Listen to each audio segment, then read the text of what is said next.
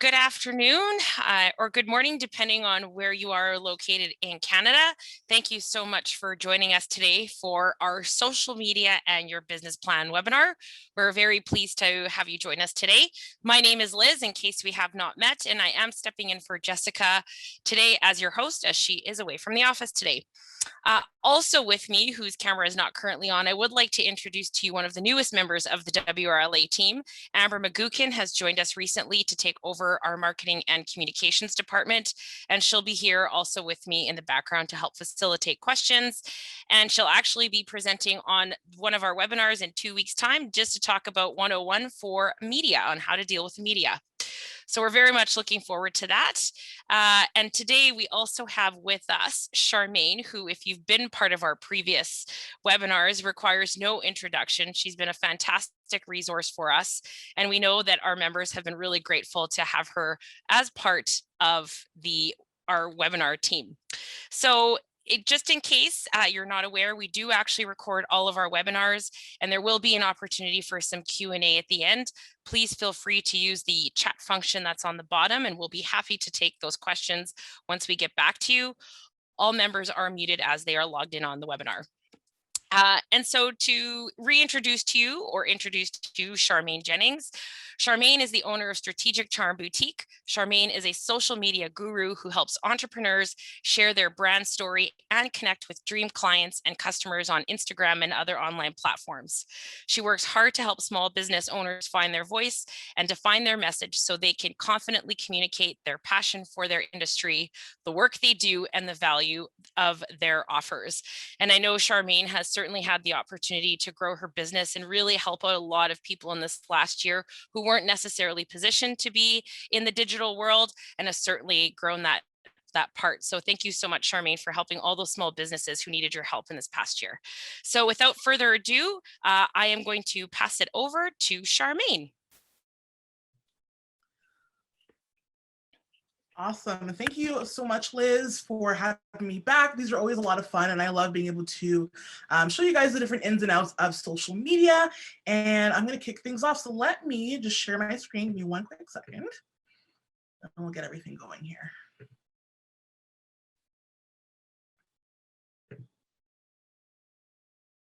All right, we can see the presentation here? Yes. Perfect. Awesome. All right, so as Liz said, we're going to be talking about social media and your business plan. I wholeheartedly believe that a business plan is something every business should have, whether you are just starting out, whether you're in year 1, 10, 20, like we should all have a business plan that we are working off of and that guides the direction of our company and our goals, and that helps us grow and pivot as needed. So during this webinar, you're going to discover tips for building your social media strategy and how to incorporate it into your business plan, how to set realistic goals and the key metrics you need to track your success, where to spend your social media marketing dollars, and more. So it's easy to look at social media as something to take day by day, but honestly, strategic planning is what helps you become the most effective and efficient with your efforts and increases the likelihood of you achieving a hearty ROI, which is a return on your investment. So I'm not going to get too deep into the inner workings of a business plan, but I will talk about some of the key components a business plan should have. So again, you might have a plan already. I think we do have some polls coming up that will ask you guys whether or not you have one already or what you're kind of working towards with your business plan. Every business plan is different. There is no one size fits all, but at the bare minimum, usually a business plan encompasses these 5 key components. So it usually starts with an executive summary that summarizes your business's mission, key offerings, and provides an overview of your operations. Another thing to take note of is business plans vary in length as well. So while some business plans, executive summaries can be a couple of pages, sometimes it's more so just a couple of paragraphs, right? So really it is just a summary of your business and how it operates. It also includes a description of your business, so really it details the who, what, when, where, and why of your business. So talking about why you're getting into this business, the purpose of it, who your business serves, and detailing some of your key offerings. Also includes a market analysis, which is an in-depth look at your industry, competitors, and target audience, right? So it's really important to understand your industry and the market that you are currently operating in, or the market that you're trying to get into, right? Who are your competitors? What are they doing well? What are they offering to their customers and their clients? How are they marketing? And how are you positioning yourself in that market? Now, of course, my favorite part of your business plan is the marketing strategy. So it's details on how you will get the word out about your products and services to potential clients and customers. And this is where your social media strategy fits in, right? So usually when I see business plans and there's a marketing section, usually it says things like, oh, we're going to use social media to promote our businesses, or we're going to use email marketing, or we're going to write blog posts, but it doesn't really go into much detail. And today we are all about the details, which will be coming up in the next several slides. And then lastly, one of the key components of your business plan should include your financials. So it outlines the cost to produce your products and services, the price that you're charging to your consumer, your plan for applying for business grants or loans or any other financial support, and things like that. So like I said, every business plan is different. It varies in the type of sections people have in their business plan. These are the 5 key ones that should always be included. And they also vary in length as well. And like I mentioned in the beginning, your business plan is something that should grow and evolve over time. I feel a lot of business owners, we create our business plan in the very beginning, and then we never look at it again, right? But it's a changing document that they should always be updating, whether it's quarterly or biannually or at least once a year. So let's talk about how to build a social media strategy, which will go into the marketing section of your business plan. So when you're building your marketing strategy, the first thing you really want to do is to set your goals, right? A lot of people jump right into sharing content and trying to engage with your audience, which is great, but you need to understand what your goals are for your business as relates to your social media marketing. So what I always get people to do is to really think about setting SMART goals, so you know exactly what your social media strategy is built to accomplish. So the acronym SMART stands for specific, measurable, attainable, relevant, and time-bound, right? So it's really great to get as specific as possible when you're outlining your business goals that your social media strategy can support. So instead of saying, you know, our goal is to generate more sales, if you generated $10,000 in sales this month, and next month you generate $10,001 in sales, technically, because you weren't specific, you did complete that goal, right? But that's why you want to get as specific as possible so you know exactly what you're trying to achieve. You also want to make sure your goals are measurable. So one of your goals might be to create awareness about your brand or about your business, but it's hard to measure that without knowing exactly what you're going to look at, right? So that's where your key performance indicators, which is your KPIs, that's where that comes into play. We will talk about that a bit more later on in the webinar, so we'll hold off on that for a second. Attainable, you want to make sure your goals are attainable and realistic, right? If you're only generating $10,000 a month in sales, it's probably not the best idea to set a goal to generate $100,000 in sales by next month, right? So you want to be as realistic as possible. For me personally, I like to set smaller goals and then surprise myself when I blow it out of the water or hit it out of the park, as opposed to setting really big, massive goals that I can't even come close to achieving in a certain frame of time. I also want to make sure your goals are relevant, right? So some people see a lot of other people thinking, okay, you know what? I'm on Instagram, for example, and I know you have to have 10,000 followers to utilize certain Instagram features. So we're going to make sure our goal is to hit 10,000 followers. But you have to understand, why is that your goal? Other people may be doing that, but why is that relevant to you, your business, and your target audience, right? If it's just something that's trendy and you think that because the person down the street is having a goal of having 10,000 followers on Instagram, it doesn't mean you have to jump on that bandwagon. So make sure your goals are relevant to you, your business, your audience, and what you're trying to achieve. And then lastly, you want to make sure they are time bound as well, right? So again, you don't want to have an open-ended goal that says, okay, we want to increase more sales. You want to figure out, you want to increase more sales by how much and by what date, right? So instead of saying, I want to make $100,000 in sales, you want to say, I want to make $100,000 in sales by, the end of 2021, for example, right? You want to put a deadline on that so it helps you stay on track, so you're more likely to actually achieve that goal.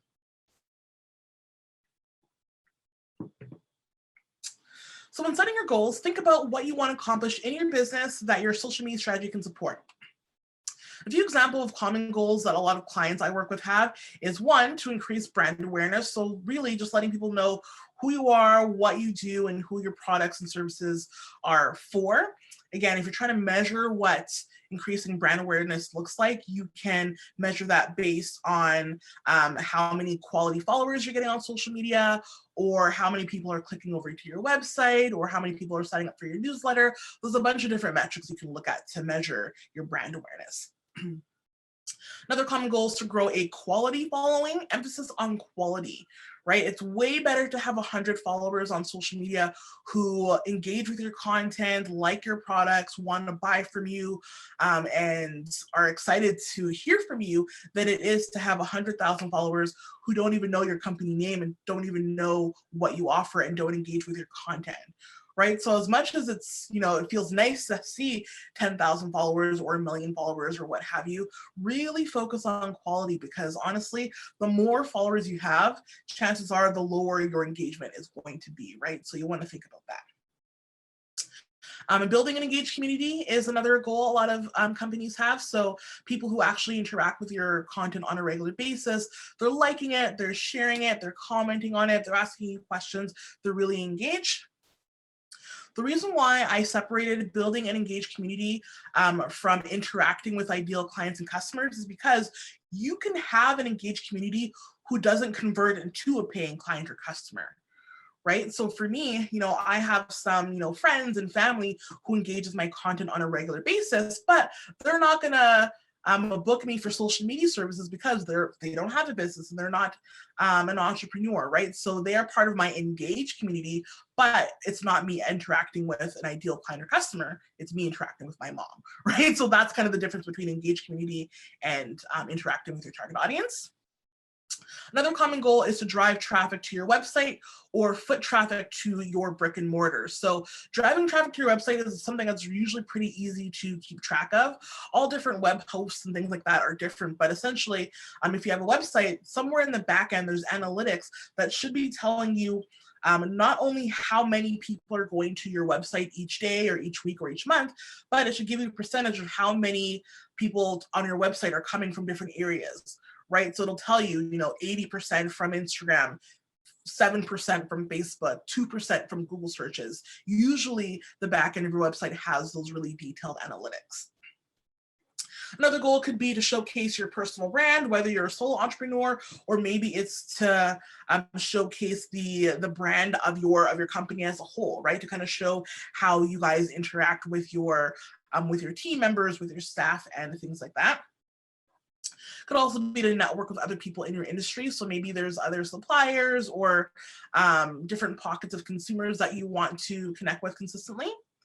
And of course, increasing sales is a big goal a lot of people have. So whether that's increasing sales of a particular product or service, or just increasing sales in general. So those are a few examples of some of your goals that a social media strategy can support.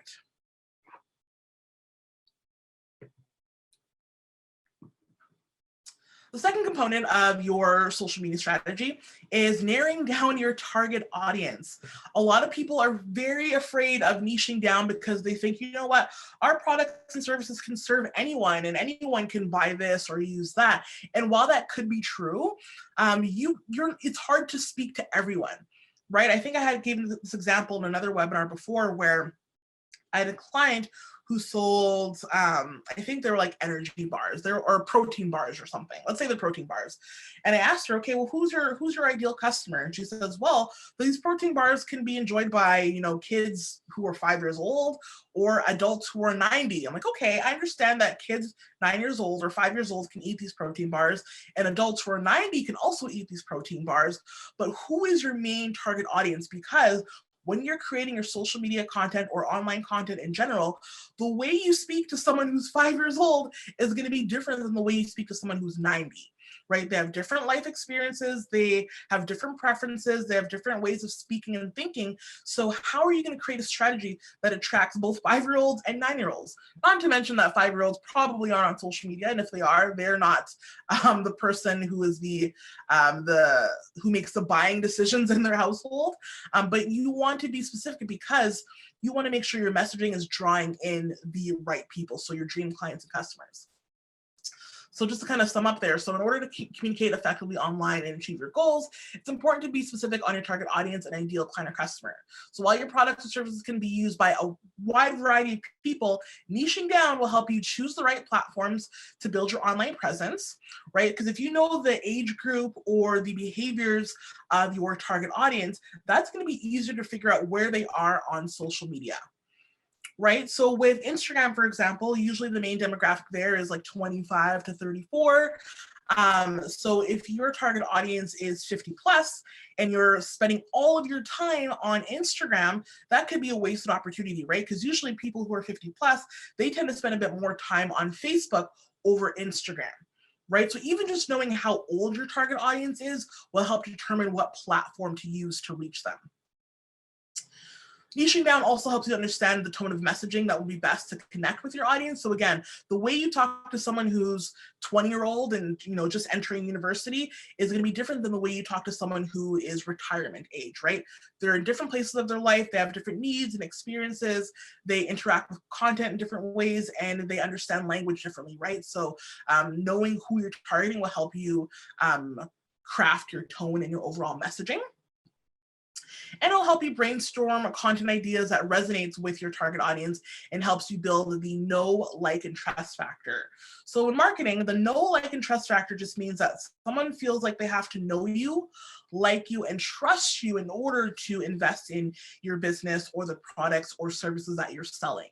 Right? So in order to do that, you need to know who you're trying to attract and figure out what type of content you can put out there that's going to attract your target audience.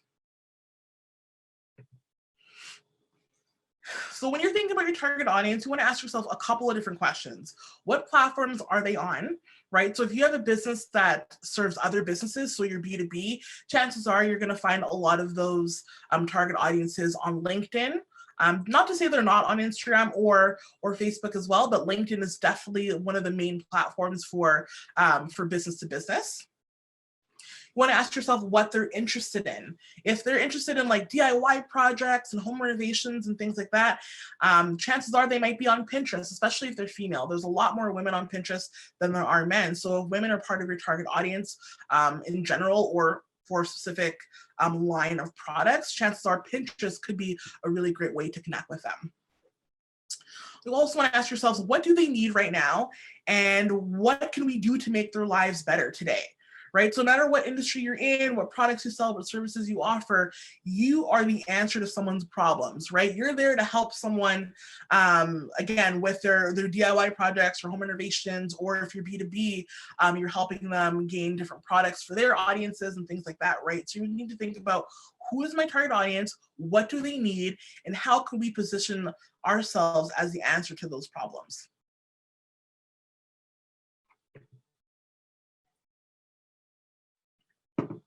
So some of you might have been in a webinar where I talked about buyer personas, but I highly recommend including a buyer persona within your social media strategy. So essentially, it's something that really niches down very specifically on one individual consumer who represents your entire target audience, right? So again, even though we are getting very specific on this target audience, it doesn't mean people outside of this buyer persona can't be a customer or can't be a client. It just, we really want to have one person that we can reference on a regular basis. So when writing content, we can think about this particular person who represents your audience as a whole. So at minimum, a buyer persona for a business to consumer business should include a name. So even though this is a fictional, well, he's a real person, obviously, but even though he's technically a fictional character, we would still give him a name. So we'll call him Kevin, for example, right? So anytime you're creating content or thinking about different social media strategies, you think, okay, what can we do to connect with Kevin today? What does Kevin need from us today? What can we teach Kevin today? When you have a name attached to it, it makes it a lot more personal. It makes it easier to actually envision an individual. You want to give them an age. You want to think about their location. So I'm in Winnipeg, right? So is my target audience in Winnipeg, or is it somewhere else in Canada, or is it an international audience, right? Where does your target audience live, and give your buyer persona a location. You also might want to think about their occupation or their salary. Sometimes their occupation can be a good indicator as to whether or not they are a good potential customer or client for you, or sometimes it's more of their salary, right? So if you have someone who has very high-end products, so let's say I created a line of designer bags, and these bags are $5,000 a piece, chances are my target audience makes or doesn't make $30,000 or less, right? Because someone who makes $30,000 or less probably isn't buying multiple $5,000 bags throughout the year, right? So knowing what their salary is can be a reflection of your pricing and your offers as well. You also want to include some of their hobbies and interests. So this is things that relate to them on a more personal level, right? So again, if you think that your target audience is someone who really is into like home renovations and DIY projects, you're going to incorporate that type of content into your marketing strategy and your social media strategy. Think about their purchasing habits. What do they spend their money on? Are they budget conscious, or do they spend rather frivolously? What are their purchasing habits? Think about the struggles and challenges. So what are they struggling with that your business can support, or your company can support, or your products can support? How is what you offer going to improve their life in some way, shape, or form? Again, you want to think about social media platforms they use regularly. So if Kevin is, very active on Facebook, then we're probably not going to spend hours and hours creating a Twitter strategy if he's not on that platform. You also want to give a few examples of content that really resonates with them. So again, maybe it's DIY projects or tutorials, and always include a photo, because again, when you're creating your strategy, you want to visualize your target customer in mind, right? So again, you're creating all of your things with Kevin in the back of your mind. So here's an example of what a buyer persona can look like. Buyer personas, there's no wrong way to do it per se. There's always different formats. It really depends on your company and what information about your audience is really helpful for you. But again, a buyer persona includes a photo, a name. Sometimes you might incorporate a quote that you think your target audience would be thinking or saying. And this one has a lot of great details. So it talks about like Sarah, she's a student, talks about her morning routine. It talks about her background. So she's 20, she's single, lives in San Fran. She's a interior designer, talks about her finances, and she's very conscious about what she spends her money on. Some of her online behaviors, Facebook is her lifeline, which honestly, if she's 20 and it's now, that's probably not the case, because usually 20-year-olds don't even have Facebook, and if they do, they're not on it on a regular basis. It talks about what she's looking for in a coffee shop, because this is for a coffee shop brand. So a place to decompress, a sense of stability in her chaotic world, just things like that, right? So it doesn't have to look exactly like this and have this much information, but think about what you need to know about your ideal customer that's going to help you connect with them and create content that draws them to your business and helps build up that know, like, and trust factor. So that was a B2C buyer persona, so business to consumer or customer. You can also create one for B2B, so if you're a business who's attracting other businesses. Some of the information is the same, so like name, age, location, industry, and job title. Those are important things to include for a B2B buyer persona. Also, details of their role. You want to indicate whether or not they are the decision maker, or do they have to go to a higher up to confirm whether or not they can work with you or buy from you. And then again, struggles and challenges and things like that are pretty similar to the B2C buyer persona. So this is another example of what a B2B buyer persona could look like. Again, all personas look a bit different. So there's technically no wrong way to create it, but the key is to make sure you have all the key information that you need in there that's going to help you craft the strategy and content that attracts this person. So John Johnson, for example.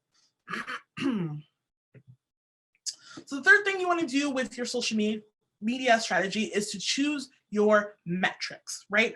Again, too often people are going into the social media strategy and not knowing how they're measuring their success and how they're measuring their goals, right? So you need to figure out, okay, we're going to implement a strategy for 3 months, 6 months, however long you choose. We need to make sure we're checking in on a regular basis to make sure we're hitting all those marks, right? Because a lot of people, what they do as well is like, okay, we're going to do a social media strategy. We're going to implement this particular strategy for 3 months. And at the end, we're going to check in and see how well performed. But I highly recommend you check in before it ends to make sure that you're on track, right? Because if after a month of your 3 month strategy, you're not seeing the results you thought you would see, then that means you need to pull back, pivot, and maybe, switch to either a different platform or switch up your content or switch up some other aspect of your strategy. So there's a whole bunch of KPIs, again, key performance indicators or metrics that you can measure for your social media strategy. It's just a matter of picking which one makes the most sense for the goals you set out previously in the strategy, because setting out your goals was number one. So some easy metrics to kind of look at could be the number of likes on your content, whether it's on Facebook or Instagram or other platforms. Again, likes doesn't always measure success overall. It doesn't always mean that everyone who liked your post is going to become a client or a customer, but it is something that's quick and easy for you to note. This graphic here is just a snapshot of metrics from one of my Instagram posts. So that's where the number of likes are. You can also measure by comments, so the number of questions or comments left on your content on different platforms. I always find, again, while likes are nice to look at, comments are really great because comments really show that people are really engaged and really interested in what you have to say. And hopefully you have a lot of quality comments in there as well, right? So people referencing something specific about your photo or your caption or asking questions, right? Because with Instagram in particular, it is a very visual platform. Yes, people read your captions and you want to make sure your captions are crafted really well, but half the time people are scrolling and liking photos, right? They're not always reading the captions. So even though this post got 408 likes, which might sound like a lot depending on where you're at in your journey, it doesn't mean that all 408 people actually stopped and read the caption, right? So maybe it was a great image, you never know. Another metric you can look at is messages. So the number of messages you received after sharing a particular post. So that is good if you're sharing a lot of content that has the call to action to message us for more information, or DM us with your questions, or message us if you want to place an order, right? If that's a call to action you're putting out there on a regular basis, then yes, that's probably a metric that you would want to track. You can also track the number of times your content was shared to different profiles or to people's Instagram stories. So for example, if you look here, this indicator means that this particular post was shared 12 times to someone's Instagram stories, right? If you're on Facebook as well, it'll also tell you how many times your content has been shared. So that's an easy metric to track.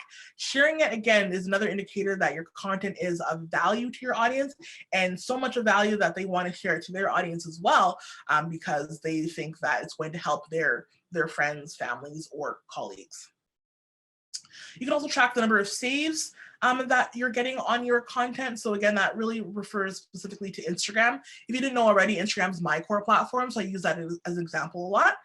So this icon here shows how many times this particular post was saved. So for us, because we're a social media company and we like to position ourselves as an educational platform, we share a lot of tips on our Instagram about how to build your social media strategy, how to manage your content, and things like that. So we like to really pay close attention to the number of saves, the content we share that relates to tips. So anytime we're sharing a lot of tips, we want to track how many times those were saved, because again, that's an indicator that that post was of a lot of value to your audience, that they want to save it and come back to it later.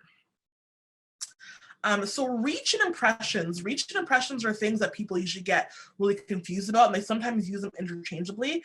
Essentially, reach is the number of unique users who have seen your content, right? So if I saw your post and my mom saw your post, that's a reach of 2. That's 2 people who saw your content. Impressions, however, is how many times your content has been seen, including repeat views, right? So for reach, again, if I see your content and my mom sees your content, that's a reach of 2 people. If I saw your post 5 times and my mom saw your post 7 times, that's 12 impressions. So even though 2 people have seen it, it's been seen 12 times because it includes repeat views. Clicks can be another metric you're measuring. So it's the number of clicks on either your paid or organic content that leads people to your website or your landing page or somewhere else where you're trying to direct your audience. That also kind of relates to web traffic as well. So like I mentioned before, web traffic is something I recommend people track on a monthly basis because you want to see where your audience is coming from. Again, if you're spending so much time building a Twitter strategy and only 2% of your audience is coming from Twitter on your website, then you know, okay, we either need to incorporate more call to actions to click over to our website, or we need to switch up another aspect of our strategy. Engagement is huge. So engagement is the total number of interactions taken on your content, including likes, comments, shares, saves, etc. Right? So you would essentially add up all of these numbers, and that would be the number of engagement I got on this particular Instagram post.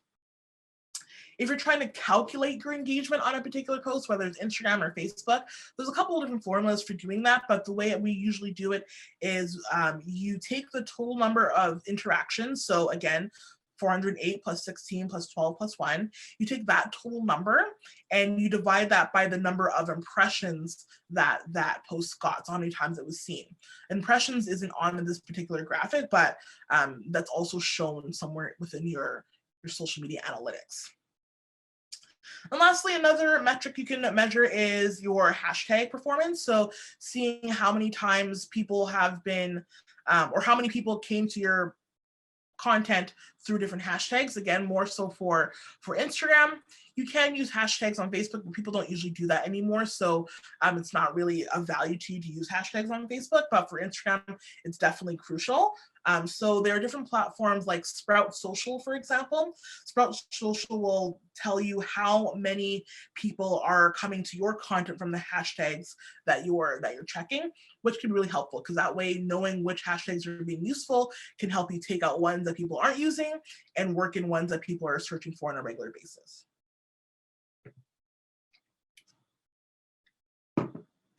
Next thing you want to do in your social media strategy is to analyze your competitors.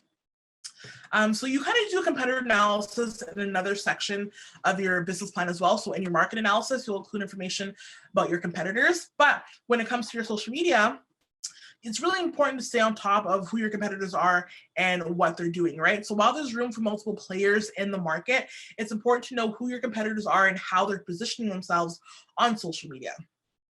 This will help you stay on top of industry trends and will push you to think outside of the box when it comes to your overall social media strategy, right? So we're not looking at competitors to necessarily copy exactly what they're doing, but you can draw inspiration from them and you can think about, you know what, this is what they're doing, this is what they've always done. Let's do something a bit different. Let's do something that's more above and beyond and that stands out from what the rest of the people in our industry are doing. So when you're doing a competitor analysis in your social media strategy, you want to list out who your competitors are. So I would list at least 2 of your competitors. 2 to 4 is probably a good number. You also want to think about who their target audience is. So when you go back and look at who your buyer persona is, you can do something similar for your competitors as well. It doesn't have to be as detailed, but at least a general idea of who you think they're trying to target. Look at what platforms they're active on. And how they're doing on those platforms. So do you think that their content is performing well? Is it getting a lot of likes, a lot of comments, a lot of engagement? You also want to look at what they're lacking on social media. So maybe there's different areas that they're underutilizing, like Reels, for example. Reels is really huge on Instagram, and a lot of companies are still trying to figure out how to best use that for their content. So if they're lacking on that, maybe that's something you can kind of pick up the slack on your platform. Again, look at their engagement. You can look at the imagery they're using and you can decide, okay, do you think this imagery is really in line with the target audience they have? Is it really going to draw in those audiences? And you can also think about how you describe their brand voice. So what's their messaging like? What's their tone of voice when they're speaking with their audience online?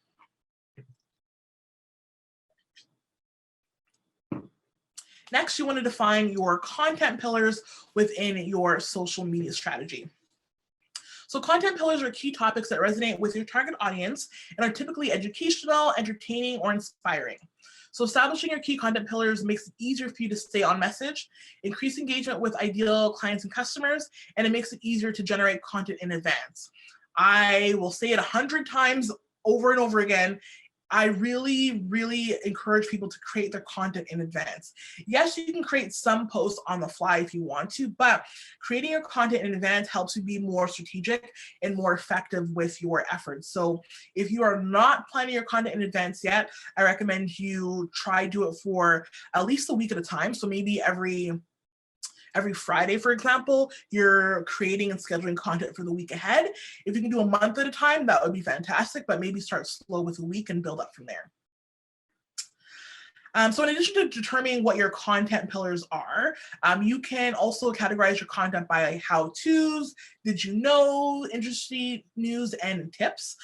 So those are some categories where you can draw content from on a regular basis. So again, when you're thinking about your content pillars, you want to think about topics that you're always sharing that you know your audience wants to need, right? So for us, some of our pillars is obviously social media marketing. We talk about influencer marketing, email marketing, a whole bunch of things like that. Those are our key content pillars. And when we look at that list, anytime we go to create content in advance, we can look back to our pillars and make sure we're hitting all those marks every week or at least every couple of weeks. And I recommend you have at least 5 pillars to start with. If you have more, then that's great. And next, you want to outline your content schedule within your social media strategy. So your content schedule is not necessarily your content calendar. I think I did do a webinar about content calendars before and how you would lay that out, but your content schedule is more so a guideline or like a rubric for how you're sharing and generating your content. So it's important to indicate when and how often you plan on creating and sharing content. And in your social media strategy, you should outline first how often you plan to post to different platforms, including specific types of content like lives, reels, etc. So for example, for Instagram and Facebook, I recommend posting at least 3 to 5 times per week on your feed. So that's what you would write in your strategy. We post 3 to 5 times per week on our feed. You also want to think about live videos. So maybe you're doing a live video every week, or you try to incorporate one reel every week, or maybe you're utilizing IGTV, which is a longer form of video on Instagram, and you want to do one of those every couple of weeks or every month. It really depends on what your other goals are and what your plans are, but those are things that you want to outline in your social media strategy. When you are creating a strategy, think of it this way too. Even if you are the only person managing social media, think of your strategy as a document someone else can pick up and start doing. So if for some reason, like, knock on wood, that you got sick, or for some reason you're unable to carry out your social media duties for whatever reason, someone should be able to pick up your social media strategy and understand what they need to do and have the information they need to be effective and efficient. That's the way you want to think of it. It's something that someone could pick up and just start from where you left off. In your content schedule, you also want to think about which days of the week you want to post and make sure that's outlined clearly in your strategy as well. So, if you're posting 3 times a week, for example, maybe your preferred days for posting are Tuesdays, Thursdays, and Saturdays. Maybe those are the best days for your company and for your business. You also want to indicate what time of day is best for posting. So you can look online and see a lot of different articles and information about the best posting times for different social media platforms. And those are a good starting point, but really you want to test out what time your specific audience is online the most, right? So again, going back to Instagram as an example, if you go into your insights within Instagram, it'll tell you when your audience is most active, by which day of the week and by what time of day. Honestly, when I look at that, the bar graph is pretty similar. So it looks like my audience is just on Instagram all the time. So really, you just want to test it out. So generally speaking, the best times to post on Instagram is between 8 a.m. to 11 a.m. and sometime in the evening between like 6 and 9 p.m. Those are generally the best times to post. But what I would do to test it out is every day, or not every day, but if you're posting 3 to 5 times a week, I would say for 2 weeks, post at the exact same time each day for 2 weeks. So let's say 9 a.m. And then for the next 2 weeks, post at 6 p.m. and kind of see if you notice a difference in engagement. You want to make sure you're also posting similar content, because if the content you post in the first couple of weeks is definitely different from the next 2 weeks, that can be the indicator as to why one content outperform the other. So make sure your content is relatively similar and you're doing it for at least 2 weeks at a time, and then you can determine what the best time to post is for your particular audience. And you can do that for the same for the days of the week as well. So maybe you're posting Tuesdays, Thursdays, and Saturdays for a couple of weeks, and then you switch it up and see if posting Monday, Wednesday, Friday is better for you. You also want to list out your regular content series or themes. So this is a little different than your content pillars. So maybe a theme or a series is you're doing a terminology Tuesday. So every Tuesday you're posting an industry terminology and describing it for your target audience, because chances are they don't understand industry jargon the way that you do. So maybe that's one of your content series. Or maybe you're doing a DIY Wednesday series where every Wednesday you're sharing a DIY project and some tips, right? So any series you have or themes that you have, you want to make sure that's outlined in your strategy as well. You also want to indicate how or when or how often you're going to capture photo and video content, because with social media, it is a very visual thing, right? Instagram especially is a visual platform, but content on Facebook and Twitter also perform better if you have a picture attached as well, right? So if you're using stock photos, that's totally fine. But if you are taking your own brand photos or product shots, you want to indicate how often you're going to be doing that. Are you going to do a photo or video shoot once a month or once every quarter? You want to make sure that's outlined in your strategy. I also want to think about specific social media campaigns and when they might take place. So maybe every November, December, you're doing a 12 days of giveaways on your social media. You want to make sure that's part of your social media strategy. So well before that time comes, you're looking at it and thinking about, okay, you know what, this campaign is something we do every year. Let's start thinking about that so you have some advanced planning so you can be even more effective than the previous year. And you want to include check-in points for measuring your KPIs. So maybe you're checking on your insights or your metrics every week or every 2 weeks or every month. It really depends on what your goals are and what your capacity is for checking in. But you do want to make sure you have check-in points, because if you don't measure your success, you're not going to know how to better yourselves going forward.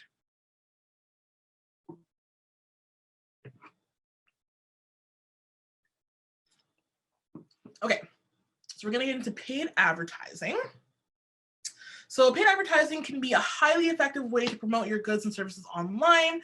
With most online platforms, you can customize your spending limits to fit within your budget while still achieving a desirable ROI. So you don't always have to spend thousands and thousands of dollars to see a good return on your investment for paid advertising. It's really more about understanding the different platforms and how they work so you can create your ad in the best possible way to reach your target audience and then again achieve desirable outcomes like increasing web traffic or sales or other call to actions that you have.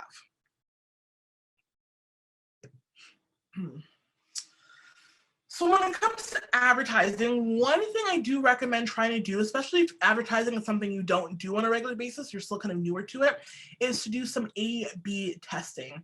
So essentially what that means is it's the process of testing two versions of the same ad to see which one has the better performance rate. So which one has either better likes, more shares, more traffic, or more actions taken on those ads.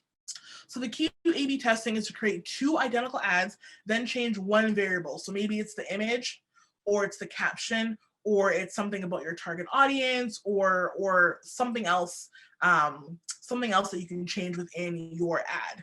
You only want to change one thing, because if you change the image and the call to action, and this one performs a lot better than the other one, you don't know if it was the image that made the difference or if it was a call to action, right? So that's why you only want to change one variable between the two ads that you are testing. Now, when you are doing A/B testing, you want to make sure you use a smaller budget because, again, this is a test for you that you do still have to pay for. And while you're testing it, you can still gain new clients or customers in the process of your ads that you're testing, but you want to test them out before you end up spending your big marketing dollars, right? So use a smaller budget amount before you go big. So Facebook, it's one of the top online platforms for paid advertising. Specifically, it ranks second behind Google. So Google is number one, and then Facebook is the second most popular place where people spend their ad dollars. Because Facebook appeals to both B2B and B2C audiences and provides a variety of tools for detailed targeting, businesses of all kinds find value in using this platform to promote their goods and services. So you can get very specific on who you want to target, whether people are a certain age, live in a certain neighborhood, have one or two kids, are divorced. Like, you can get very specific with who you try to target with your online ads.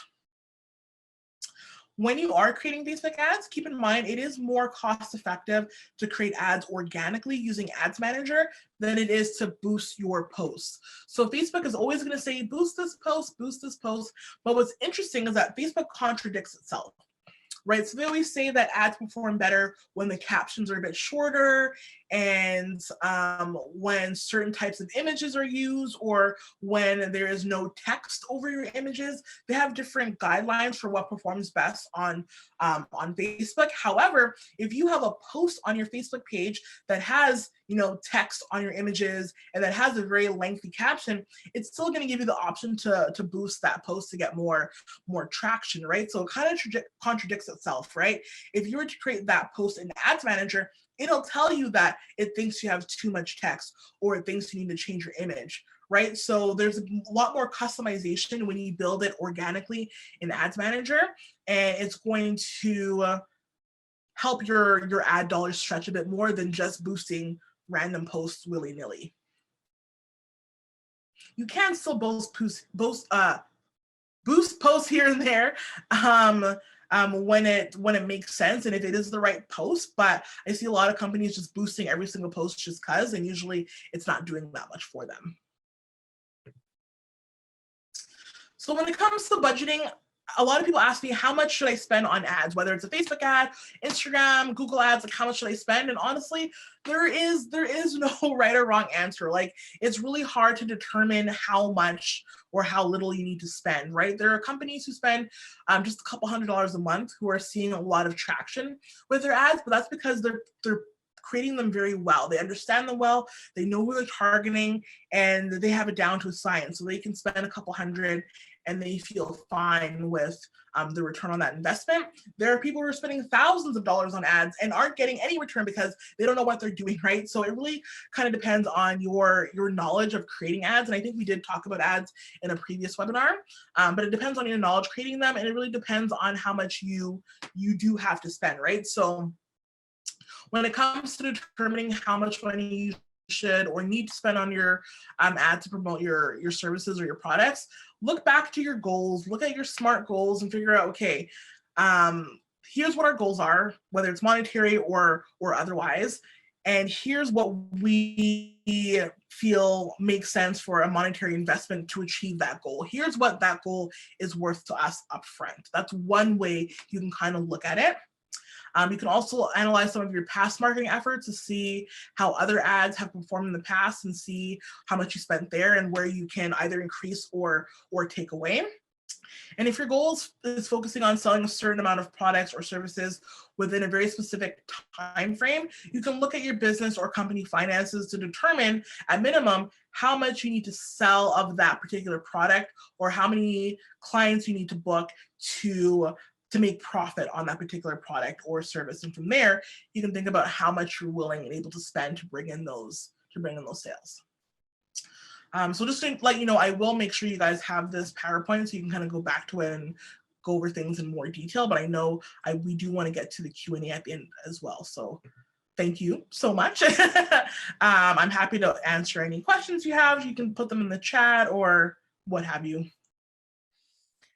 Thank you so much, Charmaine. It was really great to even have you just talk about the social media piece and the KPIs, I find it really interesting because recently, in chatting with some of our members, or even just talking about strategic planning, how the social media piece has never really been encompassed as the key performance indicators for a company, yet that engagement, it really does need to be monitored. And obviously, you want to be able to use your analytics to your benefit to help improve and then also achieve where you're getting successes. So, just a question, and this may be not an easy one to answer, but in terms of establishing baselines, are there any baselines you can start that you would recommend that folks can use? I mean, it's really easy when you say, well, I've never had an Instagram account and I'm going to start an Instagram account. And you've gone from not having any followers to, all of a sudden getting a bunch of posts. Well, that's an easy one to measure. But going from there, how do you start building that baseline, or no understanding how you want to measure those KPIs?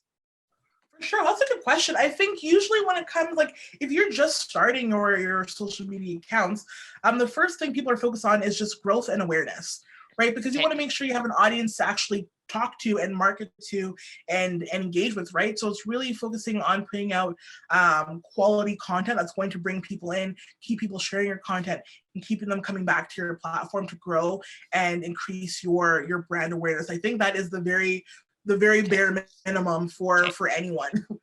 No, that's awesome. That's great. We did have another question that came from the audience. How many pictures per post do you suggest? They typically use 2 per post, but do you have a recommendation?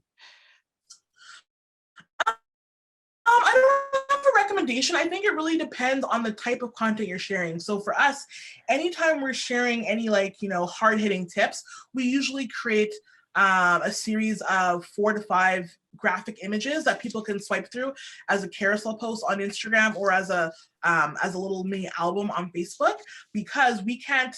It's hard for us to share everything into one graphic image, and the more people are swiping through a carousel post, that counts as them spending more time and engaging with your content, right? So Instagram or Facebook will pick that up as you having valuable content because people are spending more time swiping through. So if you can add a couple more, then great, but don't need to add a whole bunch just for the sake of adding more. Okay, that's great. So you also had touched on, oh, sorry, I lost my train of thought here. You touched on Okay. the whole advertising piece. Sorry. I'm Yeah. really glad you highlighted that because it's really, a lot of folks, when they're looking at their marketing budgets, they're really trying to figure out where they need to be spending their dollars, how much they should spend. And I think it's encouraging to know that you can actually make an impact by spending money on those, and realizing you don't have to spend a lot. So when going back to when you had suggested testing those ads, and having 2 ways to market one ad, have you done a test by buying paid advertising for both of those in the past? And what was your success rate? Question. I have done that in the past. And again, each time we did it, we just changed one variable between the 2 ads, so either the image or the caption or the call to action. And we did find that there was always one that performed a lot better than the others. Which was helpful because it gave us a bit more of a baseline for how we're going to create our ads going forward, right? Not to say that you're going to have the exact same formula for every single ad, because your ads are going to have different purposes, different target audiences, different calls to action.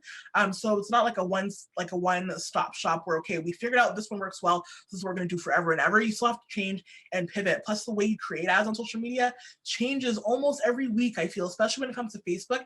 Every time I log into Facebook Ads Manager, I'm like, what's happening now? Like, where's everything?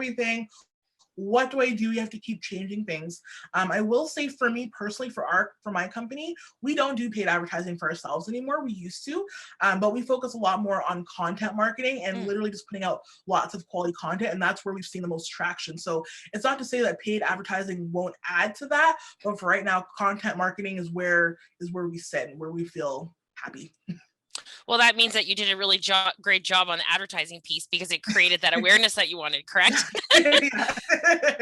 So, just right now, there's obviously a barrage of supply chain issues that are happening, and our members are definitely not immune to that, whether it comes to lumber, insulation.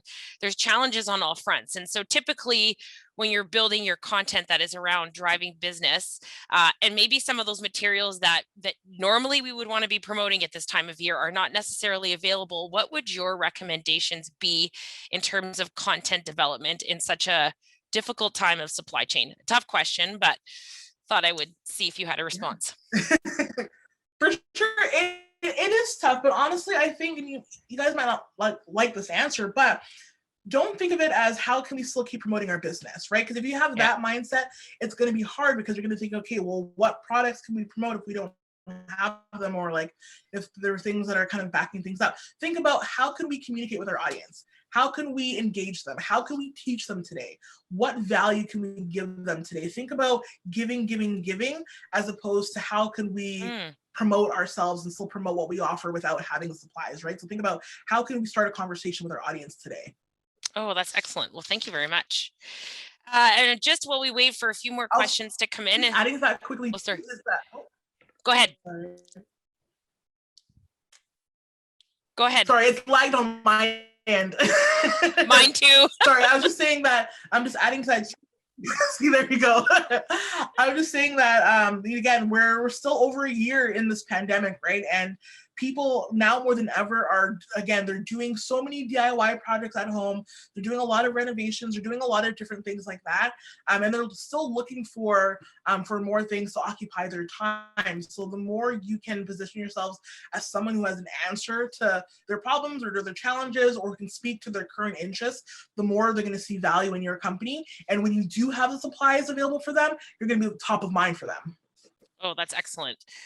Well, thank you so much. Well, I'm just going to check to see if we have any more questions, but just for everyone else that's watching, this is one of many other in the series of social media. We've gone from 101, we've reviewed the various types of platforms. And if you haven't had a chance to tune in to all of those sessions, they are available on our website by going to WRLA.org, clicking on events, and then scrolling down to webinars, and you'll be able to access all of our webinars there. And of course, this one we will send out to everybody at the end of the session.